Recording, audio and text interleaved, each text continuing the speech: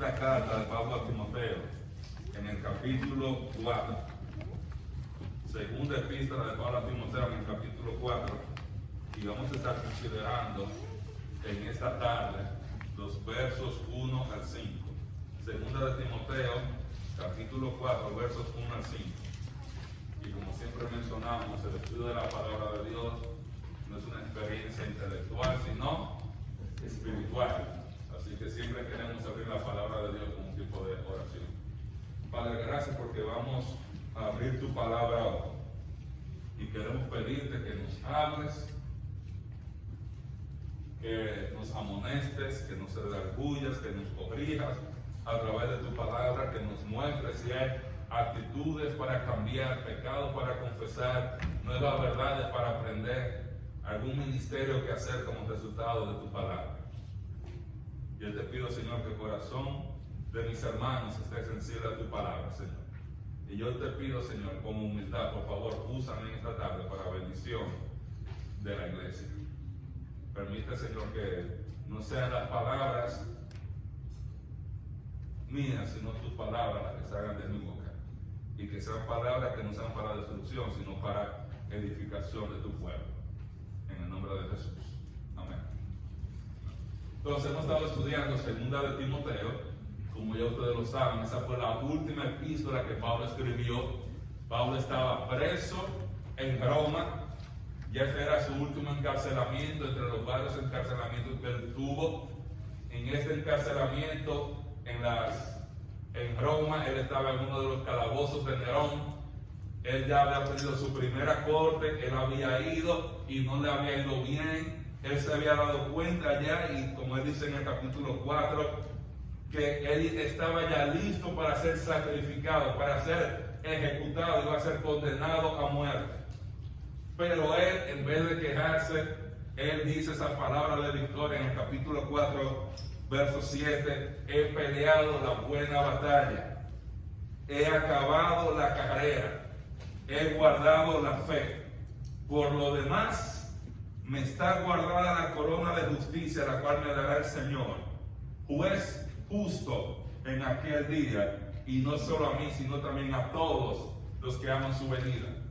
Pablo le dice a Timoteo, yo voy a morir, pero yo he terminado bien. Yo he peleado la buena batalla, yo he guardado la fe, yo he terminado bien la carrera. Y hay una recompensa que el Señor, juez justo, me va a dar a mí, a todos los que esperan su venida. Hay una recompensa. Y el Pablo le escribe a Timoteo para animarlo que de la misma manera que él había terminado bien, estimularlo a terminar bien su ministerio, a terminar su carrera cristiana como un obrero aprobado que no tiene de qué avergonzarse. Pablo le dice en el capítulo 2, verso 15, que es el texto clave de la epístola, la segunda de Timoteo 2:15, Pablo le dice, procura con diligencia presentarte a Dios aprobado, como obrero que no tiene de qué avergonzarse, que usa bien la palabra de verdad. Procura con diligencia. Dice, pon empeño en presentarte a Dios. Te vas a presentar un día a Dios y Él te va a evaluar. Y hablamos que había diferencia entre estar aceptado y aprobado. ¿Cuáles creyentes están aceptados delante de Dios? Todos los creyentes están aceptados delante de Dios en Cristo. Ahora, ¿cuáles creyentes están aprobados por Dios? Los creyentes fieles y los que terminan bien su carrera cristiana van a ser juzgados. Eso es lo que dice Dios, el juez justo, el que va a evaluar con justicia nuestras obras, con equidad. Y Pablo dice, yo te estimulo a que tú sigas adelante para que termines bien. Sé fiel a tu ministerio, a pesar de las dificultades. Sé fiel al mensaje de la palabra, a pesar de las dificultades. Él dice, no te distraigas en las cosas de esta vida, está enfocado. Él le dice, tienes que trabajar primero. En vez de ser un vago espiritual, tienes que ser laborioso espiritual. Él le dice, tienes que pelear legítimamente, tienes que vivir tu vida cristiana con integridad. Y él le dice, tienes que aprender a discernir la falsa espiritualidad de la verdadera espiritualidad. Dice la palabra de Dios, la escritura, en el capítulo 3, verso 15. Estas te pueden hacer sabios para salvación. Dice, porque toda la escritura es inspirada por Dios y útil para enseñar, para redarguir, para instruir en justicia, a cabo de que el hombre de Dios sea perfecto y enteramente preparado para toda buena obra. Se utiliza la palabra de Dios. La palabra de Dios es útil para enseñarte. Es útil para redarguirte, decirte las cosas donde tú necesitas cambiar, corregir nuestras malas actitudes, instruirnos en justicia, para que lleguemos a estar perfectos, lleguemos a estar aprobados, preparados para toda buena obra, preparados para que Dios nos use.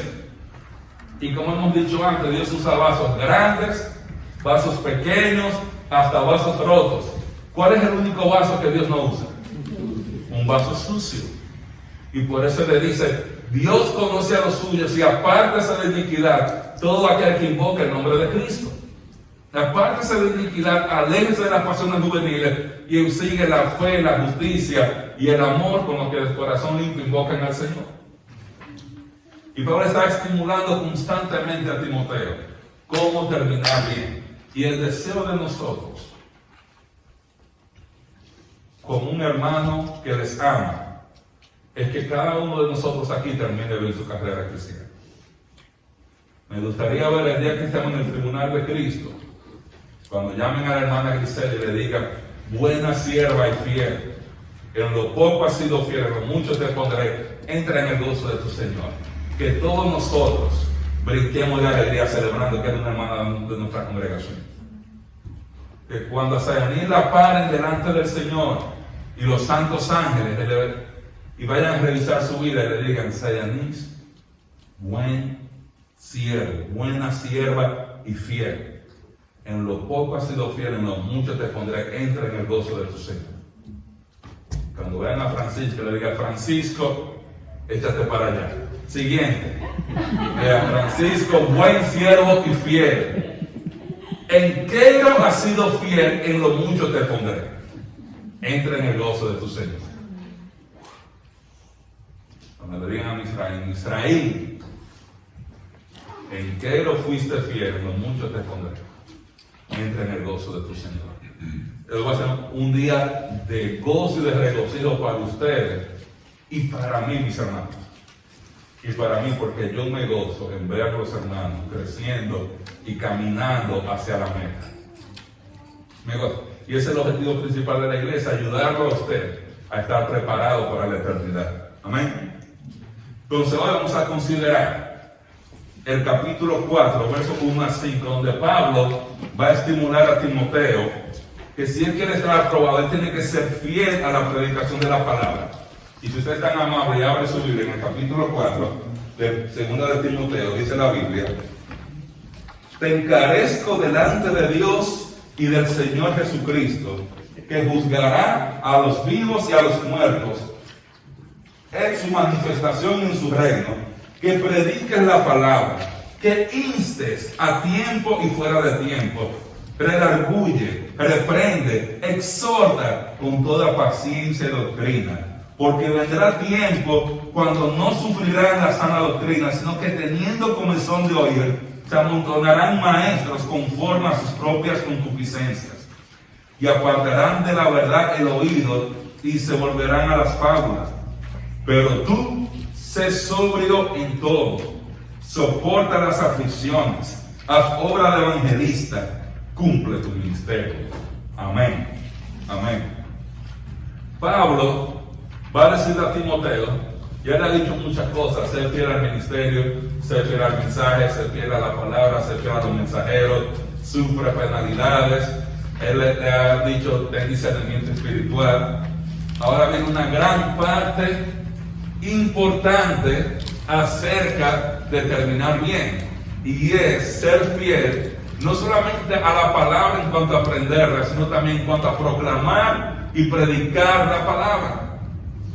Recuerden que Pablo dice a Timoteo, en 2 de Timoteo 2:15, el texto clave, procura con diligencia presentarte a Dios aprobado como obrero que no tiene de qué avergonzarse, que usa bien ¿qué?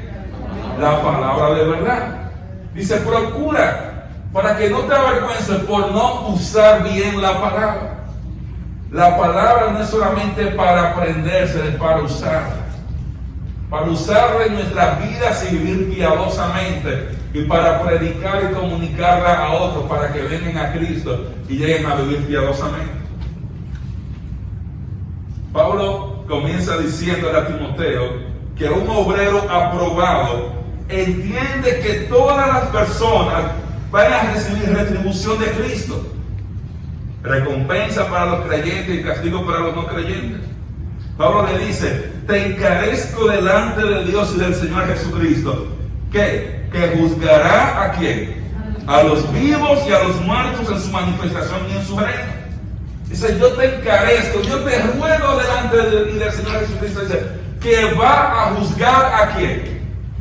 Vivos y muertos, a todo el mundo. Él va a juzgar a todo el mundo, creyentes y no creyentes.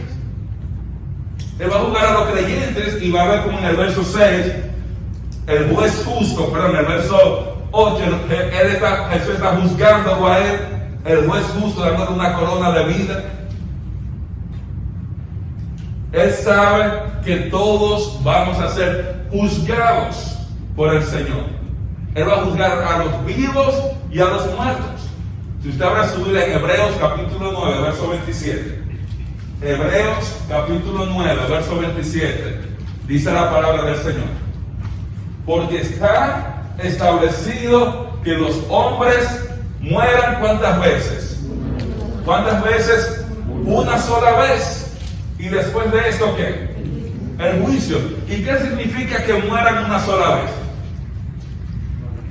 Que van a vivir ¿cuántas veces?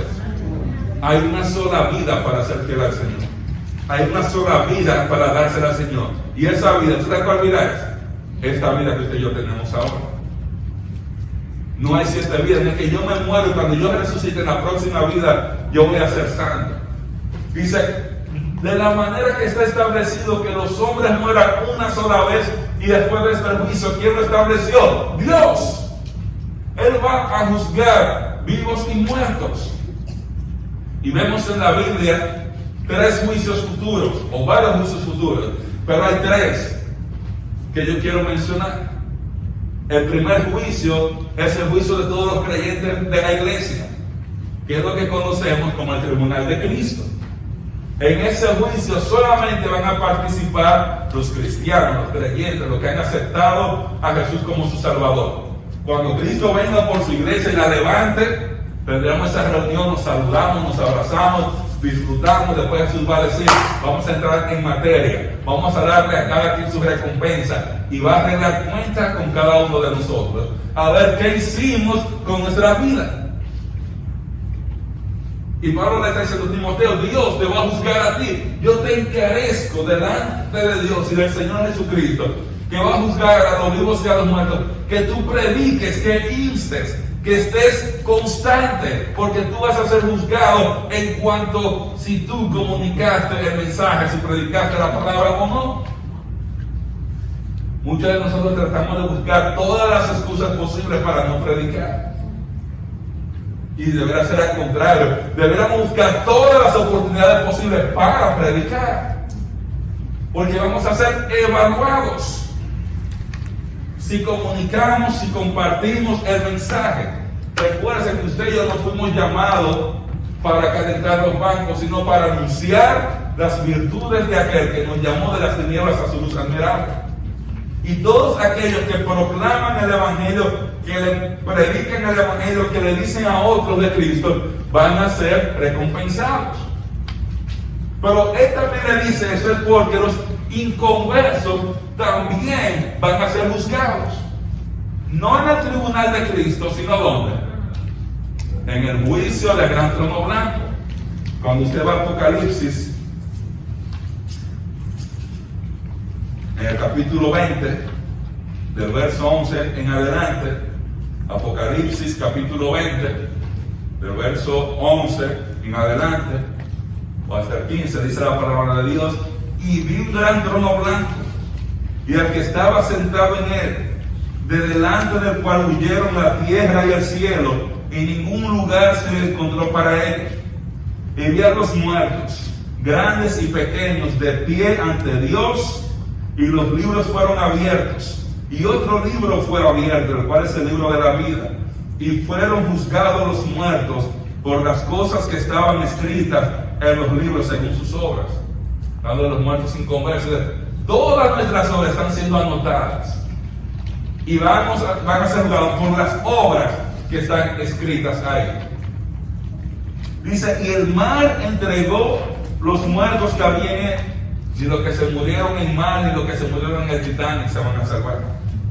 Y la muerte y el Hades entregaron los muertos que habían en ellos. Dice, y fueron juzgados, ¿quién? Cada uno según sus obras. Y la muerte y el Hades fueron lanzados al lago de fuego.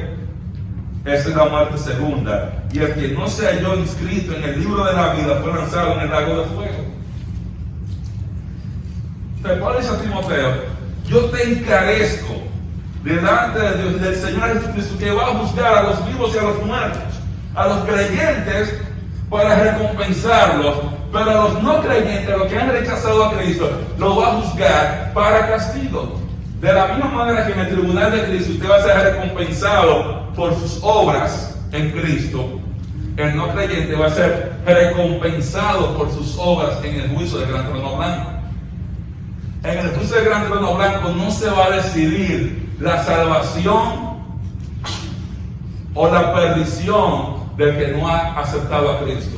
Se va a decidir el grado de castigo. ¿A cuántos grados le ponemos el horno? De la misma manera que en el tribunal de Cristo no se va a decidir la salvación de los creyentes, sino qué tantas recompensas van a tener. Asimismo, porque la Biblia enseña, no os engañéis vosotros mismos, todo lo que el hombre sembrare, eso también segará. Y el inconverso que ha sembrado pecado, que ha sembrado corrupción, rechazo al Señor, va a recibir su castigo por eso. En el infierno, todos los pecadores de todas las épocas van a cosechar el fruto de lo que han sembrado. De la misma manera que en el reino, los creyentes en Cristo van a ser recompensados y van a cosechar el fruto de su ministerio en el Señor. Las obras del creyente, los pecados del creyente fueron juzgados en la cruz. No van a ser juzgados de nuevo por sus pecados. Ya sus pecados fueron juzgados en la cruz. El Señor va a buscar en ese juicio, en el juicio del tribunal de Cristo, cualquier cosa en nuestras vidas que necesita, que pueda ser recompensada, para recompensarnos. Entonces, Pablo dice a Timoteo, yo te encarezco, yo te pido, predica. David predica, Nehemías predica, Junior predica. Yo te encomiendo eso delante del Señor Jesucristo y de Dios, que va a juzgar a los vivos y a los muertos en su manifestación y en su reino. Cuando Él se manifieste, cuando Él venga y se manifieste y nos lleve a nosotros, Él se va a manifestar una vez más de manera visible a toda la creación en su segunda venida. Es un obrero aprobado, entiende el sentido de urgencia. Un obrero aprobado está mirando y está predicando porque no quiere que sus hermanos en Cristo pierdan recompensa. Porque saben que el Señor va a juzgar a la hermana Grisel, va a juzgar a Sergio, va a juzgar a Emma, y está constantemente predicando y estimulando a estos hermanos para que estos hermanos lo hagan bien para el Señor. Y está predicando constantemente a los que no conocen de Cristo para que no sean condenados con el mundo y puedan venir a Cristo. Pablo dice que prediques la palabra. Él sigue diciendo que instes a tiempo y fuera de tiempo. Él está diciendo, un obrero aprobado siempre está listo para predicar la palabra. Dice, Insta, predica cuando a tiempo y fuera de tiempo, cuando tú lo planificaste y cuando no fue planificado. Cuando es conveniente y cuando no es conveniente. Hay veces, es muy fácil predicar aquí el domingo. Y cuando digo fácil, no estoy diciendo que es fácil estudiar. Pero usted se prepara, sabe, el domingo a las 7 de la noche me toca predicar y yo vengo y me subo. Pero para ese Timoteo, no estés solamente listo para predicar el día que tú te vayas a subir al púlpito. Porque si usted no predica del púlpito, entonces dice, nunca va a predicar. Pero dice, aun cuando no sea el tiempo, que no sea un tiempo planificado, usted va en el trabajo y se predica. Está en la universidad, predica, está en la sala de tu casa, predica, dile a otros de Cristo. Tú debes estar siempre listo para predicar la palabra. ¿Y qué yo voy a predicar? Lo que usted está aprendiendo. ¿Y cómo yo aprendo? Leyendo la Biblia en su casa y viniendo y congregándose para aprender de manera constante. Y según usted va aprendiendo, usted va a tener mucho más que predicar. Mientras menos se congrega, mientras menos lee, mientras menos estudia, menos va a tener que predicar. Un obrero aprobado siempre está listo. Yo recuerdo al hermano Doug Boyd, que era el pastor, mi pastor antes de yo venir a esta iglesia. Y yo recuerdo cuando yo le dije que yo iba a venir a esta iglesia para ayudar en el ministerio hispano, él me dijo, Marino, aprovecha todas las oportunidades que te den de predicar. Yo venía para ayudar al pastor Martín, y me dijo, aprovecha todas las oportunidades. Y yo me quedé pensando, él no dijo, quédate aquí mejor en mi iglesia. Yo digo, no, aprovecha todas las oportunidades. Cuando Martín me dijo, ¿tú puedes enseñar en la escuela dominical? Yo, seguro. Y los miércoles, seguro. Y tal día, seguro. Y después terminó Martín saliendo, mudándose de la ciudad. Y yo seguí predicando. Aprovecha cada oportunidad que te dan. Hay que estar listo. Parte de estar aprobado es nosotros también comunicar verbalmente el mensaje. Déjenme decirle eso. Y miren bien lo que dije, comunicar verbalmente el mensaje. Muchas personas usan algo que suena un poquito como muy espiritual, muy cursi, como yo no predico con mis palabras, yo predico con mis acciones. Que la gente sepa que yo soy cristiano solamente por cómo yo me comporto. Eso es solamente media verdad. Usted tiene que hacer eso y tiene que predicar con la boca también. La gente tiene que ver su conducta, pero su conducta tiene que estar seguida de la predicación verbal de la palabra. Si queremos estar aprobados, no podemos avergonzarnos. La razón principal por la cual no predicamos, ¿sabe por qué es? Porque nos da vergüenza hablar de Cristo. Nos da vergüenza decirle a otros lo que creemos. Nos da vergüenza decirle a otros que estamos esperando que Cristo venga por nosotros. Porque después me van a preguntar, ¿cómo? ¿Y él va a venir? Entonces, y van a comenzar a preguntarme, bueno, yo te llevo mi Biblia, mira, aquí dice que él viene, etcétera, etcétera. La razón principal por la que no predicamos es eso. No tenemos problemas en hablar de deporte, en hablar de política, en hablar de otras cosas con las personas. Sí tenemos problemas muchas veces para hablar con otras personas de Cristo. Y si queremos estar aprobados, mis hermanos, tenemos que aprender a hablar del Señor Jesús. No avergonzarse. Porque que se avergüence de mí, de mis palabras, dice él, yo también me voy a avergonzar de él cuando yo venga. Muchos andamos como los cristianos de la secreta. Yo no soy un cristiano en secreto, que nadie lo sepa, que nadie se entere que yo soy cristiano. Déjame vestirme de mundano, déjame ponerme la ropa que se ponen los mundanos. Déjame escuchar la música que escuchan los del mundo. Déjame usar el lenguaje que usan los del mundo. Déjame visitar los mismos sitios para que nadie se le vaya a ocurrir que yo sea un cristiano, algún santurrón. Al contrario, mis amados, debemos ser sal y luz. La sal tiene muchas propiedades. Sal a la comida da sabor. Y eso es bueno, igual que nosotros estamos llamados a dar sabor al tiempo que estamos aquí sobre la tierra con las buenas noticias del Señor. La sal preserva de la putrefacción y estamos aquí para preservar al mundo, preservar de la putrefacción. Nosotros somos el reactivo limitante. Cuando la iglesia sea levantada, el mundo se va, hermano, de boca es el pecado, porque ¿quién va a estar predicando el mensaje? Pero la sal, ¿sabes que una de las cosas más importantes que hace la sal? Provoca sed. Y nosotros estamos llamados a provocar sed de Cristo con nuestra vida, pero con nuestras palabras. Que la gente pueda escuchar y decir, wow, yo quiero ir a tu iglesia. Porque si eso es lo que tú me estás diciendo, lo que predican en tu iglesia, yo quiero ir allá. Yo quiero aprender más de tu Dios. Pero tenemos que aprender a predicar.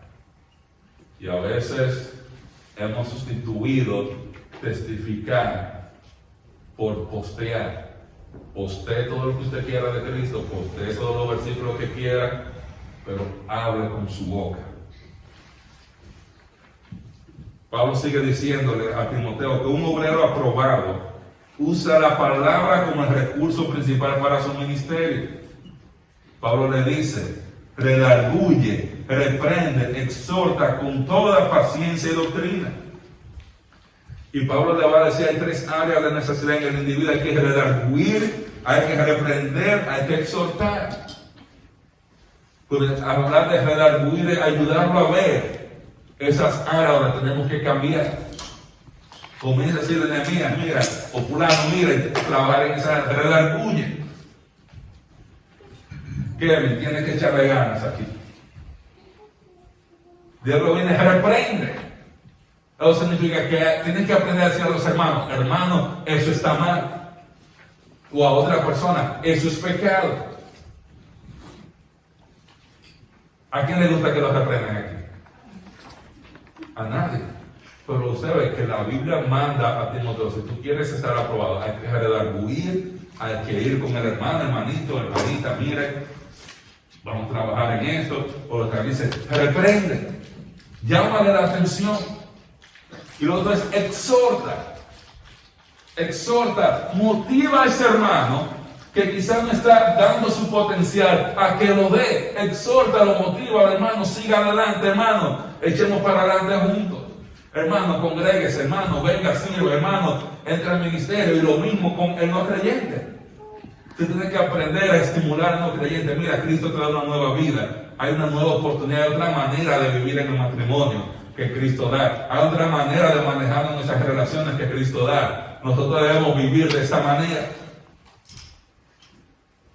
Y hay dos técnicas. Y el Pablo dice, con paciencia, esa es tu actitud, y con doctrina, hablando de contenido. Con paciencia, cuando usted le predica a los demás, usted no puede estar desesperado. Dice, ya estoy harto de ti, mira, o lo hace o me voy de aquí, ya no voy a lidiar más contigo. Esa es la manera que lo hacemos en la carne. Cuando paciencia, que usted habla con el hermano, una vez, y otra vez, y otra vez. Si usted le dice, hermano David, mire, y viene otra vez, hermano David, mire, y vuelve otra vez, hermano, y usted no se cansa. Y no crean, hermano, que a mí me ha cogido con David, claro que no.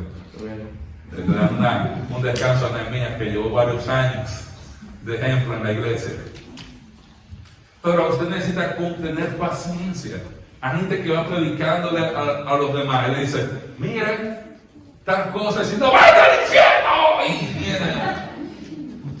No. Nosotros hacemos con paciencia y con amor. Mira, esa es la manera de hacer las cosas. Mira, esta es la manera bíblica. Esta es la manera bíblica. Esto es lo que dice la Biblia. Esto es lo que enseña la palabra de Dios. Y con doctrina. ¿Qué quiere decir doctrina? Contenido. Usted y yo no tenemos nada que predicar de lo que nos soñamos anoche.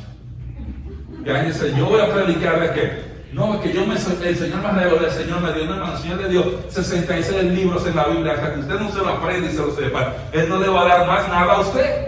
Pero si usted no ha sido fiel memorizándose esto, ¿cómo se va a memorizar usted un sueño? Él dice, con doctrina, el contenido tiene que ser bíblico, el contenido de la predicación tiene que ser bíblico. No puede ser de sueño, ni revelación, ni profecía que el Señor me dio. No, es bíblico, con doctrina, basado en la Escritura. No predicamos de lo que fulano dijo, ni de lo que dice el libro, predicamos de lo que dice la Biblia. Con paciencia y predicando. Es bueno a veces, cuando yo le pregunto a la iglesia, a veces contestan, Como cuando yo pregunto, ¿dónde van a ser juzgados los no creyentes? Oh, en el juicio del gran trono blanco. Y los creyentes en el tribunal de Cristo. Y suena muy fácil, hermano. ¿Ustedes cuántos años tenemos predicando eso aquí? Muchos. Usted ve cada libro de la Biblia, porque la Biblia tiene una belleza, es que la Biblia se endereza a sí misma. Si yo trato de malinterpretarla por aquí, se endereza del otro lado. Y si a usted le quitan un libro de la Biblia, usted probablemente no va a perder ninguna doctrina nueva, porque está lo demás complementado o enseñado de otra manera en otro lugar. Es una belleza. Y cuando usted predica y repite lo mismo con paciencia, ya la gente sabe, esto es el tribunal de Cristo, esto es la segunda venida. Eso es tal cosa. Cuando usted sigue con paciencia, usted dice, ay, porque esos hermanos no aprenden. Y que mira, que Nehemías, Dios mío. No, usted enseña con paciencia y con doctrina, con contenido. Y por último, un obrero aprobado proclama la palabra, aunque esta no sea bien recibida. Verso 3 al 5 dice, porque vendrá tiempo cuando no sufrirán la sana doctrina, sino que teniendo comezón de oír, se amontonarán maestros conforme a sus propias concupiscencias, y apartarán de la verdad el oído y se volverán a las fábulas. Pero tú sé sobrio en todo, soporta las aflicciones, haz obra de evangelista, cumple tu ministerio. Mira que se va a haber tiempo en que no sufrirán la sana doctrina. ¿Qué significa eso? Que no sufrirán la sana doctrina. Que no van a querer escuchar, que no van a tolerar la sana doctrina. Que cuando ustedes les prediquen lo que dice primera de Timoteo, segunda de Timoteo, primera, ya no queremos más de eso. Queremos que nos prediquen cosas que nos hacen sentir bien. Dios te va a bendecir. Dale esa ofrenda y el Señor te va a dar $1,000,000. Tú eres hijo del Rey de Reyes, por lo tanto tú eres un príncipe.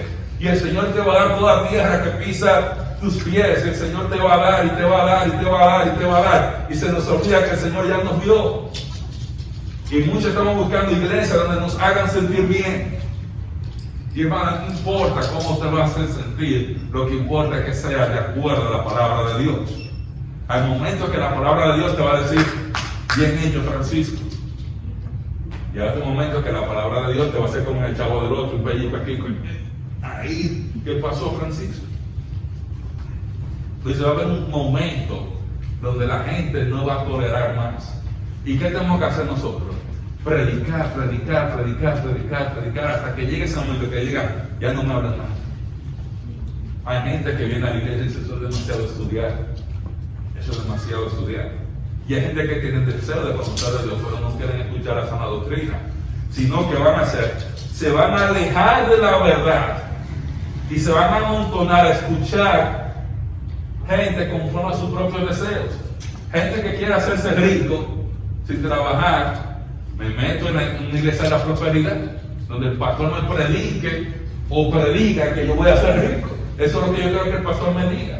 Yo no creo que el pastor me diga, Dios quiere construir tu carácter. No, yo creo que Dios quiere construir tu casa y darte dinero y cosas de eso. Y se van a ir, se van a apartar de la verdad.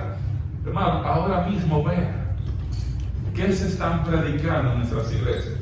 Y yo no les voy a decir en las iglesias, en la iglesia católica, ni adventista, ni testigo de Jehová, ni pentecostal, ni de la prosperidad. Vaya lo que estamos predicando a veces está en las mismas iglesias bautistas. Dice, la gente se va a apartar de la verdad y se van a volver a las fábulas, a los cuentos, a los mitos. No quieren escuchar la verdad que está revelada, quieren escuchar otras cosas.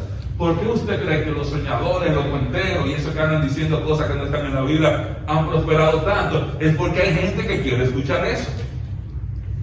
Hay gente que quiere escuchar eso. Ahora, si yo decía, toda esa gente tan pobrecitos, bueno, si son pobrecitos están siendo engañados. Pero bueno, hay mucha gente que quiere estar ahí porque están buscando lo mismo que aquel tiene.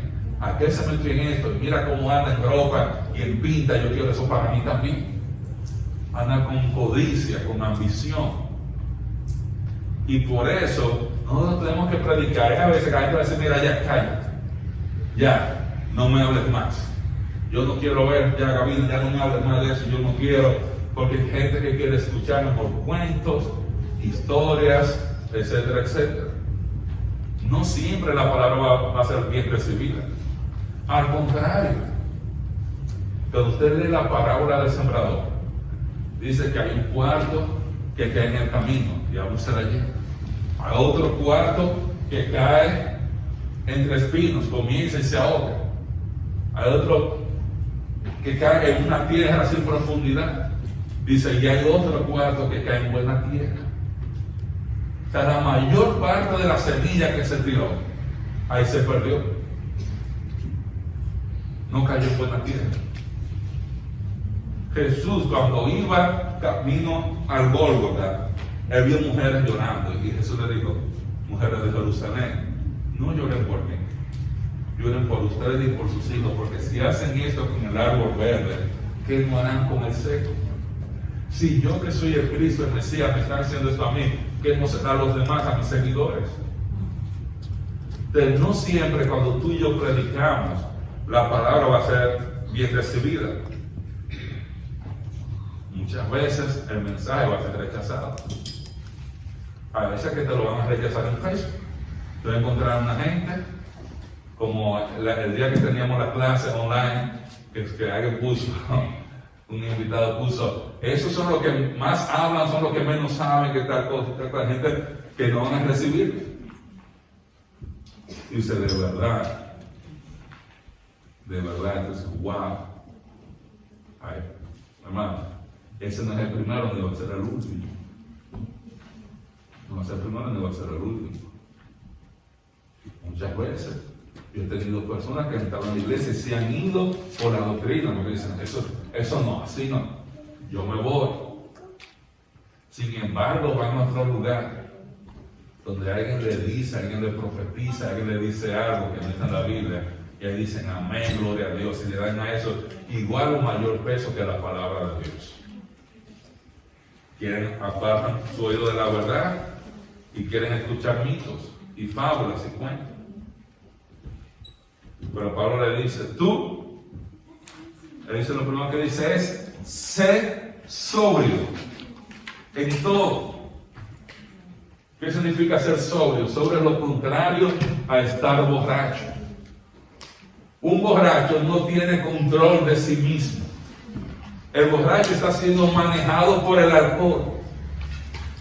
El borracho habla de acuerdo a la cantidad de alcohol que tiene.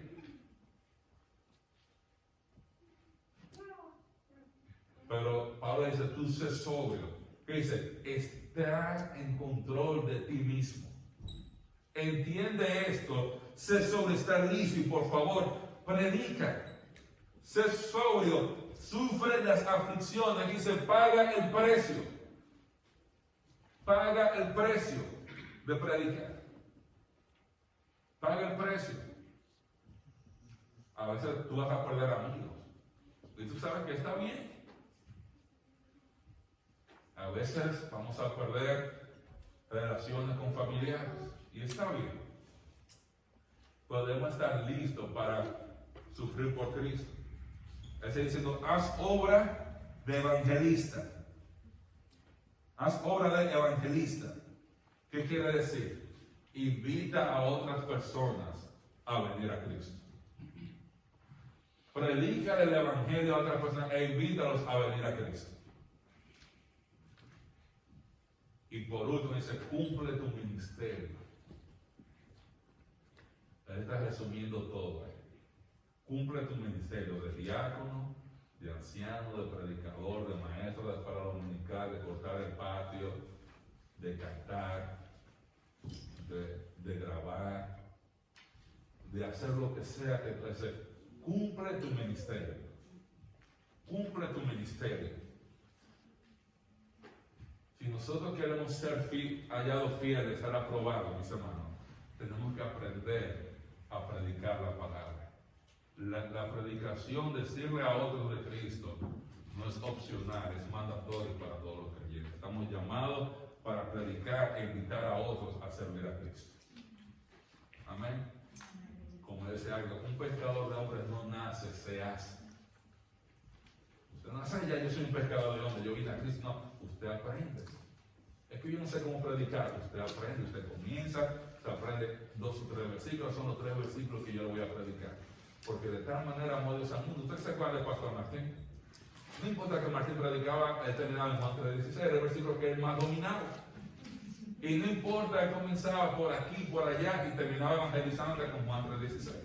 Usted se aprende los 2 o 3 versículos, y usted con esos versículos usted aprende a evangelizar. Por eso es responsabilidad aprender. Usted tiene que decir, ¿cuál es el versículo yo puedo utilizar para evangelizar? Usted viene, se aprende, se memoriza, los anota, para que usted tenga la habilidad de evangelizar. Porque si queremos ser aprobados, tenemos que ser fieles predicando la palabra. Y no nos debe dar vergüenza predicar la palabra. Amén. Vamos a tomar un momento para orar. Padre, gracias porque tú eres bueno y tu misericordia es para siempre. Ayúdanos cada día a amarte más, y ayúdanos cada día a predicar más tu palabra. Permite, Señor, que nosotros podamos ser fieles a ti y que durante esta semana que viene podamos hablar y compartir con otros acerca de Cristo. En el nombre de